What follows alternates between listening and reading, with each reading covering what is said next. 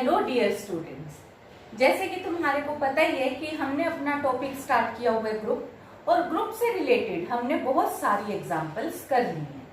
आज भी मैं तुम्हारे को ग्रुप की ही एग्जाम्पल्स करवा रही हूँ, क्योंकि ग्रुप में जब तक हमारे को बेसिक क्लियर नहीं होगा तब तक हम आगे की थ्योरम्स को अंडरस्टैंड करने में थोड़ा सा अनकंफर्टेबल रहेंगे।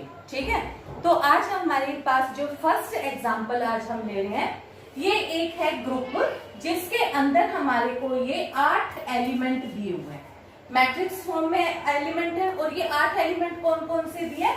Plus minus plus minus plus minus करके इस तरीके से दिए हैं। और हमें प्रूफ क्या करना है कि ये फाइनाइट नॉन अबिलियन ग्रुप बनाता है ऑफ ऑर्डर 8 अंडर कंपोजिशन हमारे को दी है मल्टीप्लिकेशन। तो इसके लिए हमें अब करना क्या है, जो ये ग्रुप है इसको हम क्वार्टेरियन ग्रुप भी बोलते हैं, और इसको रिप्रेजेंट करते हैं Q8 से भी।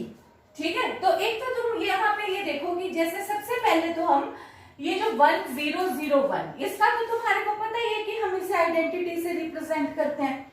तो इसी तरीके से हमने I00 माइनस I इसको रिप्रेजेंट किया है I से ही, फिर इस वाले को किया है J से, इसको किया है K से। तो यानी कि अब हमारे पास ये एक ग्रुप बन गया किस तरीके का? Plus minus 1 plus minus I plus minus J plus minus K। तो यानी कि G एक ऐसा ग्रुप हो गया जिसके अंदर हमारे पास अब 8 एलिमेंट्स हैं। तो 8 एलिमेंट है, तो ऑर्डर तो हमें पता ही चल गया, फाइनाइट भी पता चल गया, ऑर्डर 8 भी पता चल गया। तो अब हमारे को इसकी बाकी 4 प्रॉपर्टीज पहले प्रूव करनी है। तो सबसे फर्स्ट प्रॉपर्टी हमारे पास क्या होती है? Closure property. क्लोजर प्रॉपर्टी में हम क्या करते हैं कि इस ग्रुप के कोई भी 2 एलिमेंट्स हम लेते हैं, कंपोजिशन टेबल से भी तुम ले सकते हो। तो जैसे 8 एलिमेंट है, 8 के एक एलिमेंट के साथ कंपोजिशन, फिर अगर अगेन एंड अगेन, तो हमने यहाँ पे इनको सॉल्व करके दिखाया हुआ है, क्योंकि मेन हम शो कर देंगे, क्योंकि अपने को पता ही है कि मैट्रिक्स है। तो इस टाइप की मैट्रिक्स जो कि हमारे पास ये यहाँ पे देखो, ये डायगोनल, और ये इस तरीके से जो ये वाली मैट्रिक्स है, इसी तरीके के कंपोनेंट जब हम मल्टीप्लाई करते हैं आपस में, तो इन्हीं में से एक आता है। तो जब हमारे पास घूम फिर के अगर हम इन 8 की आपस में एक दूसरे के साथ मल्टीप्लीकेशन करेंगे, तो अगेन एंड अगेन घूम फिर के इन 8 में से ही एक एलिमेंट आएगा। तो इसका मतलब है कि अगर if A and B are 2 elements of group G, then their composition also belongs to group G. So it satisfies our closure property, and we know that matrix multiplication is also always associative. So we will write down it as associativity holds. So A dot B dot C is equal to A dot B dot C, bracket तुम change करके और वहां लिख दोगे। And you know that identity element here exists, that is 1001। Identity भी तुम्हारे को पता है कि ग्रुप में तीसरी प्रॉपर्टी क्या होती है? पहली क्लोजर, दूसरी एसोसिएटिव, तीसरी आइडेंटिटी। अब हमारे पास अब चौथी कौन सी रह गई? चौथी रह गई एग्जिस्टेंस ऑफ इनवर्स। इनवर्स के लिए हमने क्या किया? देखो, इनवर्स के लिए हम करते हैं कि किन 2 एलिमेंट्स को मल्टीप्लाई करें कि result equal to existence of identity आए। एग्जिस्टेंस ऑफ आइडेंटिटी है हमारे पास 1। तो ऊपर हमने पहले ही ये सॉल्व करके रखा हुआ है कि अगर हम I को I से मल्टीप्लाई करते हैं, J को J से, K को K से, तो रिजल्ट आता है -1। सिमिलरली I और J मैट्रिक्स को मल्टीप्लाई करते हैं तो K आता है, JK gives us I, KI is equal to J, JI is equal to -K and so on. ठीक है, तो इसके बेस पे मुझे पता है कि अगर मैं 1 को 1 से मल्टीप्लाई करूंगी तो I will get 1। Similarly, -1 will be get with -1 and the answer will be equal to 1. So, inverse of 1 is 1. Inverse of -1 is equal to -1. Inverse of identity, this I matrix, this I matrix is equal to -I, because I into -I is equal to 1. Similarly, J's inverse is -J, K's inverse is -K and vice versa. So identity का inverse identity है, minus identity का inverse minus identity. आई का inverse minus आई है, minus आई का आई, जे का minus जे का जे। Similarly result hold for के। Now we satisfy four properties of group. From there we get that it is a finite group of order 8 under multiplication. Now we are left with only one condition, that is it is either abelian or non-abelian. If it satisfies commutative property, it will be abelian, otherwise it is non-abelian. Now we will check whether it is commutative or not. Now we have calculated the values here. From there we see that ij is equal to k, but ji is equal to minus k. That is ij is not equal to ji. So reversal law, that is the result is not commutative. तो यहाँ से हमारे को क्या पता चलता है, इसका मतलब ये ग्रुप हमारे पास अबेलियन नहीं है। अब देखो अपने पास एक नेक्स्ट एग्जांपल है जिसमें हमारे को एक सेट दिया हुआ है पॉजिटिव इंटीजर्स का। Prove that set of positive integers z which is less than n and co-prime to n form abelian group under operation multiple modulo n।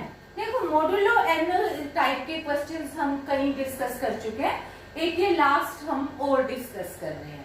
और अभी तक मैंने देखो जब भी एग्जांपल लेते हुए, मतलब क्योंकि एक तो थ्योरेटिकल वर्क करते हैं, साथ ही हम थोड़ा सा न्यूमेरिकल उसका डिस्कस करते हैं। तो मैंने अभी तक जो भी नंबर कंसीडर किए वो 7 किया था, जो पीछे तुम्हें एग्जांपल कराई।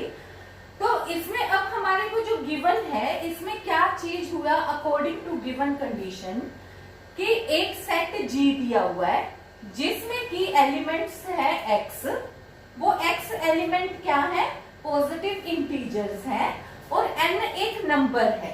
तो जैसे मैंने तुम्हें कहा कि पिछले एग्जांपल्स में मैंने वो n नंबर 7 लिया था, इस बार मैं वो n को इस वाले क्वेश्चन में 8 कंसीडर करती हूँ। तुम्हारी मर्जी है, तुम n को कुछ भी कंसीडर कर सकते हो, पर हम थोड़ा पास का इसलिए कंसीडर करते हैं कि हमारे को क्वेश्चन सॉल्व करते हुए आसानी रही। तो मैंने पहले 7 के साथ किया था, क्योंकि 7 के साथ तो सारे प्राइम थे, को प्राइम नंबर उससे पहले वाले। 8 के साथ अब हम देखते हैं कि कौन कौन से प्राइम होंगे। तो चलो मैं लिख ही देती हूँ पहले। तो 1 3 5 7, ठीक है। तो इसका मतलब अब हुआ क्या हमारे पास कि x एक ऐसा एलिमेंट है जो कि x और n को प्राइम है, और जो एलिमेंट है वो कहां से कहां तक है, 1 is less than equal to x is less than n। यानी कि अगर n 8 है तो एलिमेंट देखो हमारे कहां तक आए, 7 तक। अब कहां से स्टार्ट हुए, 1 से।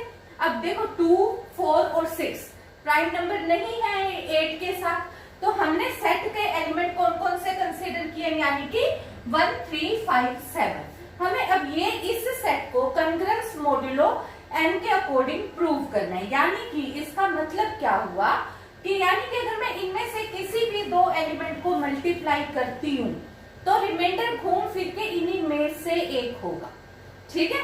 तो अब अपने पास अब यहाँ पे वैल्यू क्या हुई, यानी कि अगर मैं a operation b concurrence modulo n लेती हूँ, यानी कि इन दो को मल्टीप्लाई करके n से डिवाइड करती हूँ, तो least non negative remainder obtained on dividing a b with n। तो यहाँ पे अपने पास ये जो मल्टीपल है उस रिमाइंडर हमारे पास आएगा। तो मैंने क्या कंसीडर किया, let us consider A B belongs to G. देखो n इज इक्वल टू 8 नहीं तुमने लिखना, ये नहीं तुमने लिखना, ये केवल तुम्हारी अंडरस्टैंडिंग के लिए है। तो अब मैंने क्या किया, let A B belongs to G, यानी कि मैंने कोई भी इस सेट के ए बी कोई भी इनमें से दो एलिमेंट सपोज कर लिए।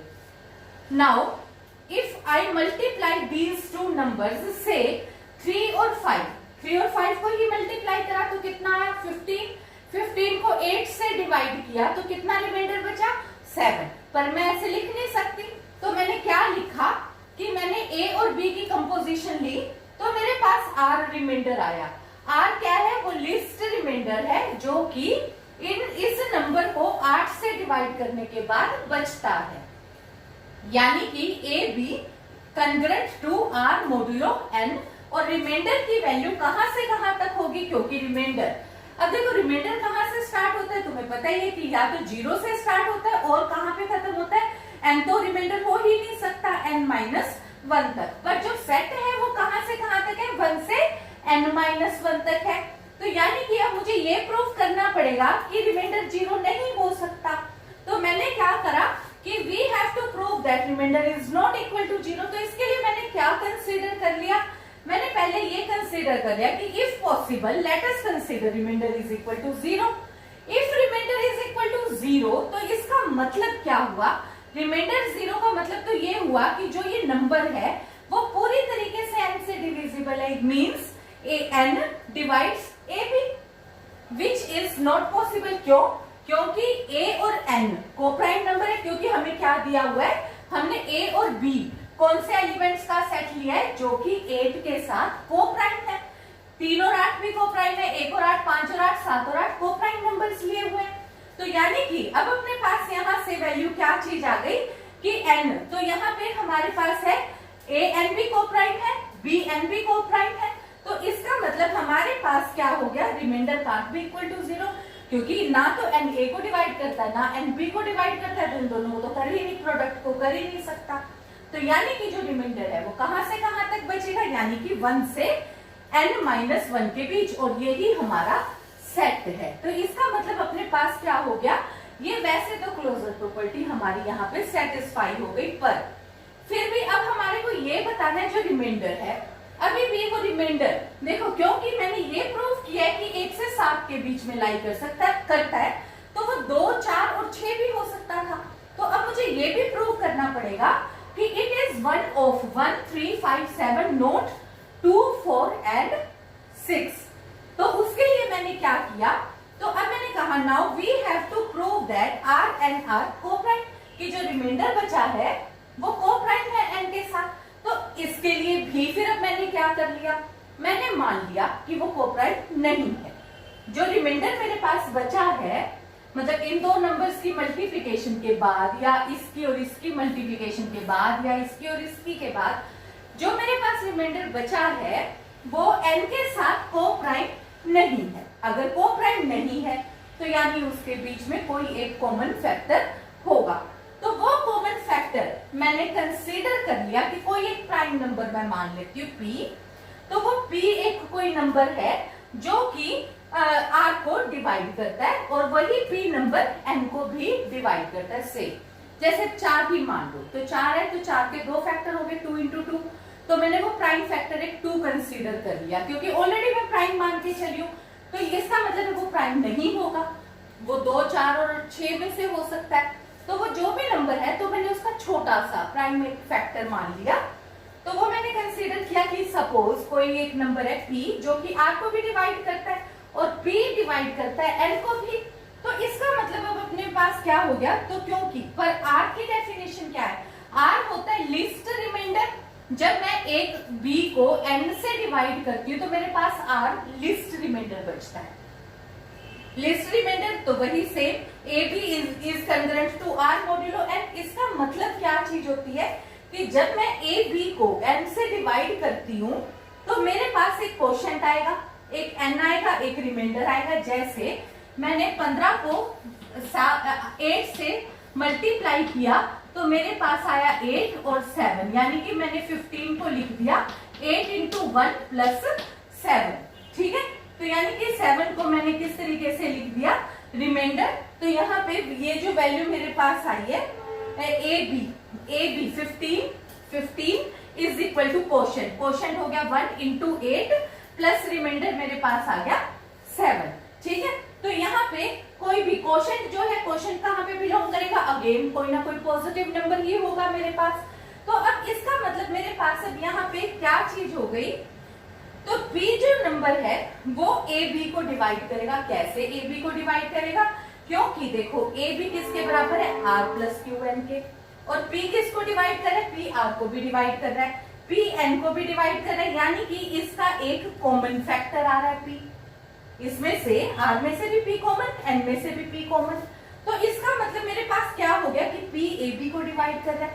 अब यहाँ पे क्योंकि p r को भी डिवाइड कर रहा है, p n को भी, और p एक प्राइम फैक्टर है, तो इसका मतलब मेरे पास क्या हो गया कि या तो p a को डिवाइड करेगा या p b को डिवाइड करेगा।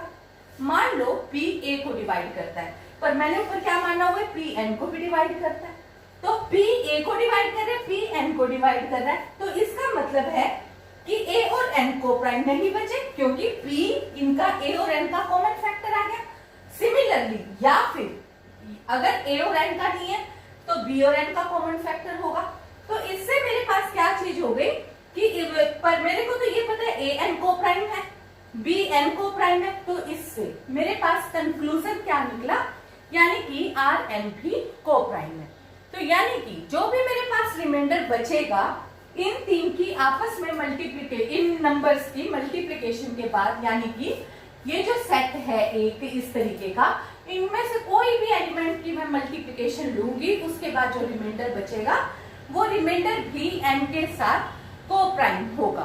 तो देखो अब हम नेक्स्ट अपनी प्रॉपर्टी करेंगे एसोसिएटिव। एसोसिएटिव के लिए हम क्या लेते हैं, देखो एसोसिएटिव के लिए मैंने तीन एलिमेंट्स कंसीडर कर लिए। वो तीन एलिमेंट अगेन किस सेट के मान लिए, सपोज इनमें से कोई है।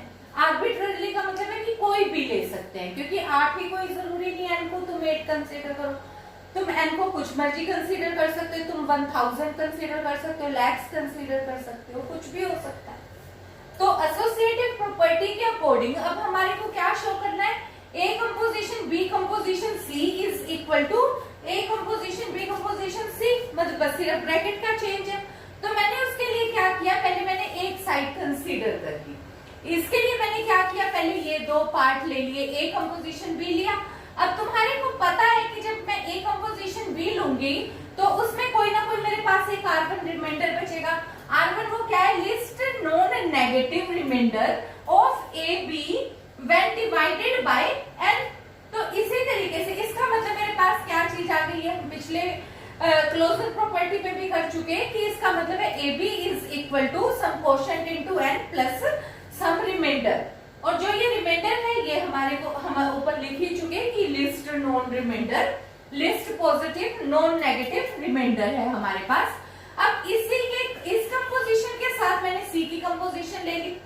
तो क्योंकि मेरा जो रिजल्ट है, थ्योरम है, वो है कंकरेंस मॉड्यूलो n की, तो n तो पूरी तरीके से जो नंबर पूरी तरीके से डिवाइड हो गया, उससे मुझे कुछ नहीं लेना देना, यानी कि मेरे को इस वाले नंबर से कोई मतलब नहीं बचता। ये तो मेरे लिए एक तरीके से साइड में चला गया। मेरा मेन कंसेप्ट क्या चीज किसके ऊपर कंसंट्रेट करना है, मुझे R1 रिमाइंडर पे। तो मैंने यहाँ पे क्या कंसीडर किया कि इसका जो भी रिमाइंडर है उसकी कंपोजिशन मैंने एक C एलिमेंट के साथ ले ली। तो जो रिमाइंडर के साथ मैंने अब C एलिमेंट की मल्टीप्लिकेशन करी, C भी कोई आर्बिट्ररी एलिमेंट है इन्हीं में से घूम फिर के, क्योंकि रिमाइंडर भी इसी में से था, C एलिमेंट भी इसी में से है। तो मैंने कहा कि अब मेरे पास R2 रिमाइंडर बच गया। R2 भी वही least non negative remainder of AB when divided by means R1C when divided by n। तो R1C का मतलब अब यहाँ पे क्या हो गया, यानी कि मैंने R2 को रिमाइंडर ले लिया और जो कि यहाँ पे सम कोशेंट, क्योंकि पहले Q1 नाम दे दिया तो Q2 n नाम दे दिया मैंने। तो अब ये वाली वैल्यू अब मेरे पास क्या चीज हो गई, यानी कि मैंने A B को अब C से मल्टीप्लाई किया, तो A B की वैल्यू मेरे पास क्या थी, R1 प्लस Q1n, मैंने यहाँ लिख ली, इंटू C कर दिया। तो इससे मेरे पास क्या आ गया, R1C प्लस Q1nC। अब R1 की वैल्यू मेरे पास अब यहाँ पे क्या है, R1C की वैल्यू मेरे पास है R2 प्लस Qn, तो मैंने यहाँ पे ये सब्स्टिट्यूट कर दी। अब देखो R2 मेरे पास रिमाइंडर, n मैंने कॉमन ले लिया, तो ये कॉमन ये चीज, क्योंकि फिर मुझे पता है जो पूरी तरीके से डिवाइड हो गया उससे मुझे कोई काम नहीं, मुझे किससे काम है, रिमाइंडर से। तो ये वाली वैल्यू मेरे पास कौन सी रह गई, मुझे मेन काम है R2 से। तो R2 फिर मेरे पास यहाँ से ये क्या चीज आ गया, R2 प्लस दिस रिजल्ट। और R2 फिर से मेरा रिमाइंडर कौन सा होगा, क्योंकि अपने को रिमाइंडर पता ही है कि हम पीछे वाले क्लोजर प्रॉपर्टी में कर चुके कि रिमाइंडर 0 नहीं हो सकता और रिमाइंडर भी को प्राइम नंबर होता है, यानी कि रिमाइंडर भी 1 में से n-1 के बीच में ही कोई इनमें से ही 1 3 5 7 टाइप ही कोई एलिमेंट होगा। सो अब यहाँ से R2 क्या हो गया, R2 is equal to least non negative remainder when. अब इस चीज को मैंने क्या लिखा, जब मैंने A B C को किससे डिवाइड किया, n से। अब इसी तरीके से मैंने ये निकाल लिया a composition b composition c। अब बिल्कुल सेम तरीके से मैंने निकाला तो मेरे पास क्या बचेगा, least non negative remainder of a b। अब यहां से मेरे पास आएगा a b c। तो यहाँ पे मैंने जब नेक्स्ट निकाला है a composition b composition c, तो इस बार कितना आ गया, a इंटू बी सी का रिमाइंडर आ गया। पहले किसका रिमाइंडर आया था, a b इंटू सी का रिमाइंडर आया था। इस बार किसका आएगा, a इंटू बी सी का रिमाइंडर आएगा। पर मुझे तो पता है कि a b c कौन से नंबर है, पॉजिटिव इंटीजर्स है, और पॉजिटिव इंटीजर्स के बीच में एसोसिएटिव लॉ होल्ड करता है। तो इसलिए जब मैं a b c ये इसको डिवाइड करूं किसी भी नंबर n से, चाहे इसको करूं n से, दोनों का रिमाइंडर तो सेम ही रहेगा। यानी कि इसका रिमाइंडर और इसका रिमाइंडर मेरे पास इन दोनों का रिमाइंडर सेम आएगा। तो इसका मतलब मेरे पास क्या हो गया, ये दोनों फंक्शंस सेम हो गए और ये रिजल्ट मेरे पास एसोसिएटिव हो गया। अब देखो मैंने कौन कौन सी प्रॉपर्टी कर दी, क्लोजर कर दी, एसोसिएटिव कर दी। अब मैं अगर मान लो मेरे को ये प्रूव करना है कॉम्यूटेटिव, तो तुम्हारे को पता ही है कि जो ए बी का रिमाइंडर होगा, ए बी का रिमाइंडर मैंने क्या किया, when divided by A B when divided by N.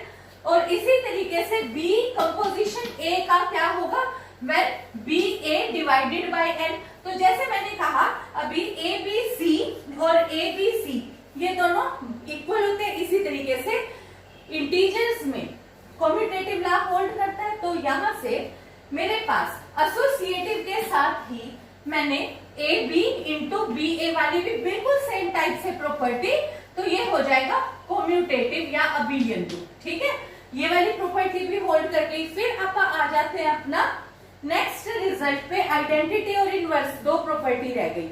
देखो आइडेंटिटी भी मेरे को अब यहाँ पे बताने की ज्यादा जरूरत नहीं, क्योंकि आइडेंटिटी तुम्हें पता है कि 1 होती है, और 1 इस ग्रुप के अंदर है कि 1 के साथ इन किसी भी एलिमेंट को मैं 1 से मल्टीप्लाई करके डिवाइड करूंगी n से। किसी भी नंबर a को अगर मैं 1 से मल्टीप्लाई करके n से डिवाइड करूंगी तो रिमाइंडर मेरे पास क्या बचेगा, a ही बचेगा, इटसेल्फ ही बचेगा। और यही हमारे पास आइडेंटिटी की डेफिनेशन है। तो मैंने अब यहाँ पे सारी प्रॉपर्टीज प्रूव कर दी। तो अब अपना मेन पार्ट रह गया इसका इनवर्स। इनवर्स के लिए अब हम क्या कर रहे हैं, देखो एग्जिस्टेंस ऑफ इनवर्स में हमें ये शो करना है कि if a belongs to g, अगर a कोई एलिमेंट है जो ग्रुप का एलिमेंट है, तो उसके अकॉर्डिंग हमारे पास अब यहाँ से क्या हो गया, तो a is coprime with n। जैसे तुम पहले कर ही चुके हो कि भी n 8 है, तो ग्रुप हमने कौन सा कंसीडर किया, 1 3 5 7। ठीक है, मैं एक बार फिर से ये लिख लेती हूँ। तो इसका मतलब अब यहाँ पे क्या हुआ कि अगर a और n को प्राइम इंटीजर्स होते हैं, तो हमें ये पता होता है कि उस केस में there exist integers l and m such that al plus mn is equal to 1। अब ये कैसे, जैसे सपोज तुमने कंसीडर कर लिया कि कोई एक नंबर है 3 और 5 कंसीडर कर लो, कोई भी नंबर तुम कंसीडर कर सकते हो, तुम 7 कंसीडर कर सकते हो, 3 और 7 कंसीडर कर सकते हो। सपोज तुमने 3 और 7 कोई दो नंबर्स कंसीडर करे, तो 8 के साथ करना है, तो 8 3 और 8 कंसीडर किए, तो 3 और 8 के साथ देखो 3 को मैंने 19 से मल्टीप्लाई किया, तो ये हो गया 57, ये हो गया 57, और 8 को मैंने 7 से मल्टीप्लाई किया तो 56 हो गया। इनको मैं माइनस करूंगी तो मेरे पास कितना आ गया, is equal to 1। Means 3 into 19 minus 8 into 7 is equal to 1।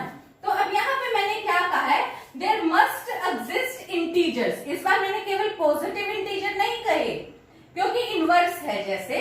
तो देखो अब इनवर्स में तो मेरे पास मैं कोई भी नंबर कंसीडर कर रही हूं, तो मुझे अभी फिलहाल ये बताना है कि अगर दो नंबर को प्राइम है तो इस तरीके की कंडीशन सेटिस्फाई होगी। वो कंडीशन मैंने क्या किया, मैंने ले लिया कि सपोज 3 एक नंबर कंसीडर किया, मैं 3 का इनवर्स निकाल रही हूं सपोज पहले, तो 3 और 8 को प्राइम नंबर है, तो 3 और 8 को प्राइम नंबर है, तो मैंने उसको किस तरीके से लिख लिया, 3 into 19 minus 8 into 7 is equal to 1। पर मेरे पास अब एक चीज और है, देखो ये वाला ही चीज मैंने 19 और 7 इस तरीके से क्यों लिया, मैं ये नहीं लूंगी, मैं और तरीके से क्वेश्चन को अटेम्प्ट करूंगी। पर मैंने तुम्हें एक बात इसलिए बताया क्योंकि मैं L एक नंबर है, तो यहाँ पे L मेरे पास कौन सा नंबर हो गया, 19 विच इज ग्रेटर देन 8। तो मैंने क्या किया, L नंबर को n से डिवाइड किया, तो मेरे पास कुछ एक रिमाइंडर बचा, और ऑब्वियसली वो रिमाइंडर कहाँ होगा, रिमाइंडर 7 से छोटा होगा मेरे पास, क्योंकि मुझे जो भी नंबर चाहिए, जो भी मेरा इनवर्स होगा, वो इनवर्स कौन से सेट में से होना चाहिए, 1 3 5 7, क्योंकि सेट ही मेरे पास तो यही वाला है, मतलब वो को प्राइम होना चाहिए, n से पहले वाला नंबर होना चाहिए। तो मैंने क्या किया कि L कोई भी नंबर हो सकता है, तो L is equal to N Q plus R. तो इसका मतलब मेरे पास यहां से मैंने क्या लिया, A L plus N M is equal to 1। तो इस चीज को मैंने कैसे लिख लिया, 1 is equal to A L plus B M. तो यहाँ पे वैल्यू कितनी हो गई, ए और बी मैंने कंसीडर किए थे, तो यहाँ पे मेरे पास, हाँ ठीक है, ये वाली वैल्यू इसी तरीके से अपने पास, तो एल की जगह पे मैंने यहाँ पे वैल्यू क्या कंसीडर कर ली, A L is equal to N Q. तो यहाँ पे मेरे पास L की जगह पे मैंने N Q plus R substitute किया, और यहाँ पे एन एम, ठीक है। अब ठीक है, यहाँ पे n आएगा, ये वाली वैल्यू अपने पास यहाँ पे एन एम ही है, और ये वाली वैल्यू हमारे पास एन एम, तो ये रिजल्ट कितना हो गया, प्लस एन एम। तो ये वाली वैल्यू कितनी हो गई, ए आर। तो यहाँ पे ए आर ये वाला रिजल्ट आ गया, यहाँ से मैंने n कॉमन ले लिया, क्योंकि अपने को पता है कि n जो डिवाइड हो जाता है, n यानी कि n वाले मल्टीपल का मतलब क्या है कि वो वाली टर्म तो पूरी तरीके से डिवाइड हो गई। हम किस पे डिस्कस कर रहे हैं, केवल और केवल रिमाइंडर पे, क्योंकि कंकरेंस मॉड्यूलो n को डिस्कस कर रहे हैं। तो यहाँ से मेरे पास किस चीज पे कंसंट्रेशन है, मेरा ए आर पे। तो यानी कि अब मेरे पास यहाँ से वैल्यू क्या बची, A R plus N A Q plus M. तो अब मैंने कंसीडर कर लिया कि मैं मान लेती हूँ कि जो ये आर और एन मेरे पास नंबर आया है, जो रिमाइंडर आया है, क्योंकि मुझे ये बताना है कि जो रिमाइंडर आया है वो भी को प्राइम होगा एन के साथ, तो मैं मान लेती हूँ कि को प्राइम नहीं है। अगर को प्राइम नहीं है तो कोई ना कोई फैक्टर होगा, फैक्टर होगा तो वो मैंने फैक्टर डी कंसीडर कर लिया, यानी कि डी आर को भी डिवाइड करता है, डी एन को भी डिवाइड करता है। तो इसका मतलब डी अगर आर को डिवाइड करता है तो ए इंटू आर कर दूंगी तो उसको भी डिवाइड करेगा। तो ये इसी तरीके से एन इंटू समथिंग कर दूंगी तो उसको भी डिवाइड करेगा। इन दोनों को ऐड कर दूंगी, मान लो कोई भी अगर एक नंबर 3 है, सपोज 3 डिवाइड करता है 6 को, 3 डिवाइड करता है 9 को, तो 3 डिवाइड करेगा 6 प्लस 9 को भी। तो इसका मतलब मेरे पास अब यहाँ क्या हो गया कि ये डी इस नंबर को भी डिवाइड करेगा। पर ये नंबर तो मुझे पता है कि ये वाला नंबर तो मेरे पास इक्वल टू 1 है, क्योंकि ये देखो ये नंबर तो मेरे पास इक्वल टू 1 है। तो इसका मतलब क्या हो गया कि d इज इक्वल टू 1 है, और r और n भी को प्राइम इंटीजर्स हैं। तो इस और एक अपने पास फिर अब यहाँ से क्या है कि जो ये 1, अब जो 1 का कंसेप्ट क्या चीज है, क्योंकि देखो हमारे पास आइडेंटिटी एलिमेंट क्या चीज आई है, 1 आई है। तो इसका मतलब है कि मैं a के साथ कौन से एलिमेंट की कंपोजिशन लूं कि result is equal to identity I, that is a के साथ मैंने r एलिमेंट की कंपोजिशन ली, तो उसको मैंने n से डिवाइड किया, तो मेरे पास कुछ ना कुछ क्वोशंट आया, वो क्वोशंट मैंने सपोज ये कह दिया, और रिमाइंडर कितना होना चाहिए, should be equal to identity element. Identity element कितनी है मेरी, 1 है, तो शुड बी इक्वल टू 1। तो इसके according 1 is the least non negative integer, तो यहां से मेरे पास क्या चीज आ गई, A R is equal to this plus 1। तो ये वाली वैल्यू मेरे पास आ गई। यहां से रिजल्ट क्या हो गया कि 1 is the least non negative integer when A R is divided by n। तो ये कंक्लूजन क्या निकला कि a को अगर मैं r के साथ कंपोजिशन लेती हूँ तो रिमाइंडर आता है 1। अब देखो ये मैंने तुम्हारे को करा दिया थ्योरेटिकली, अब तुम्हारे को कंफ्यूजन होगा कि इनवर्स कम पता चला। अब मैं दोबारा से तुम्हारे को इनवर्स को इसी तरीके से बताती हूँ। अब 1 3 5 7, ठीक है, ये हमने कर दिया एक आर्टिकल की तरीके से क्वेश्चन। अब हम दोबारा से अपना क्वेश्चन न्यूमेरिकली करते हैं। मैंने n की वैल्यू क्या कंसीडर करी है, 8। इसके साथ जो सेट कंसीडर किया वो कौन सा किया, 1 3 5 7। इसका आइडेंटिटी एलिमेंट कौन सा लिया, 1। रिमाइंडर कितना होना चाहिए, 1 चाहिए अब मुझे। और किस तरीके से चाहिए कि 3 और 8 के साथ मेरे पास रिजल्ट होना चाहिए। तो अब देखो मैंने क्या, क्योंकि मैंने डिवाइड किसके साथ करना है, मुझे 8 के साथ डिवाइड करना है। मैंने पहले 3 लिया, अब देखो 3 को मैं किसके साथ, क्योंकि 1 को तो मैं किसी भी चीज के 8 से डिवाइड करूंगी तो रिमाइंडर कितना आएगा, 1 ही आएगा। तो 1 तो अपने आप का इनवर्स है, ये तो क्लियर हो गया। अब 3 को मैंने 3 से ही मल्टीप्लाई कर दिया, तो कितना आ गया मेरे पास रिजल्ट, 9। 9 को जब मैंने 8 से डिवाइड किया तो मेरे पास रिमाइंडर कितना आ गया, 1। तो यानी कि 3 का इनवर्स मेरे पास कितना आ गया, 3। इसी तरीके से इसको मैं ये भी लिख सकती थी, 3 into 3 minus 8 into 1 is equal to 1, जैसे हमने बात करी। तो यहाँ पे 3 इंटू 3 प्लस 8 इंटू माइनस 1। तो देखो L, ये वाली वैल्यू है L और ये वाली वैल्यू है M। L और M पे हमने नेगेटिव पॉजिटिव की कंडीशन नहीं लगाई हुई है, वो सेट की कंडीशन है, ना कि LM की। ठीक है, एक चीज तो ये ध्यान रखना। अब इसके बाद अपने पास हमने ये 3 वाला डिस्कस कर लिया। अब इसी तरीके से अब अपने पास सेट के अकॉर्डिंग कौन सा एलिमेंट है, 5। अब मैं देखो 5 को 5 के साथ मल्टीप्लाई करती हूँ तो मेरे पास कितना नंबर आता है, 25। 25 को फिर से मुझे डिवाइड कितने से करना है, ऑब्वियसली 8 से। 25 को जब मैंने 8 से डिवाइड किया तो मेरे पास आ गया 24 और 1 रिमाइंडर। तो यानी कि मेरे को ये पता चल गया 3 का इनवर्स 3 है, 5 का इनवर्स 5 है। ठीक है, तो ये मेरे पास हो गया। और इसको भी मैं कैसे लिख सकती हूँ, 5 minus 5 into 5 minus 8 into 3 is equal to 1। ठीक है, अब अगेन अब ये 2 हो गए। अब हम आ जाते हैं अपने नेक्स्ट पे। देखो 1 हो गया, 3 हो गया, 5 हो गया, तो ऑब्वियसली 7 इटसेल्फ का इनवर्स होगा। पर फिर भी हम एक बार कर लेते हैं, 7 इंटू 7 इज इक्वल टू 49। 49 को जब मैंने 8 से डिवाइड किया तो यहाँ पे 48 और फिर से रिमाइंडर इज इक्वल टू 1। तो अब मैंने यहाँ पे प्रूव कर दिया कि देखो, और जो भी मैंने इनवर्स निकाला है वो किसका एलिमेंट आया है, वो भी उसी एक सेट का एलिमेंट आया है और वो भी को प्राइम आया है विद 8। ठीक है, तो ये हमारी सारी की सारी प्रॉपर्टीज इसकी कॉन्ग्रुएंस मॉड्यूलो n के अंडर हमने प्रूव कर दी। देखो सेट में अगर हम ग्रुप थ्योरी में करते हैं तो क्वेश्चंस तो बहुत ज्यादा बनते हैं, और अब हमारा काफी काम हो गया। तो अब मेरे ख्याल मेन मैंने सारी ही एग्जाम्पल या टाइप्स कंसीडर कर ली। अब इसके बाद मैं नेक्स्ट चैप्टर में तुम्हारे को करवाऊंगी एलिमेंट्री प्रॉपर्टीज ऑफ ग्रुप। आज हम यहीं पे अपना काम वाइंड अप करते हैं। मेरे को उम्मीद है कि तुम्हारे को समझ आ रहा होगा, पर अगर कोई फिर भी कोई प्रॉब्लम है तो तुम मेरे को मैसेज कर सकते हो। ठीक है, thank you, have a nice day.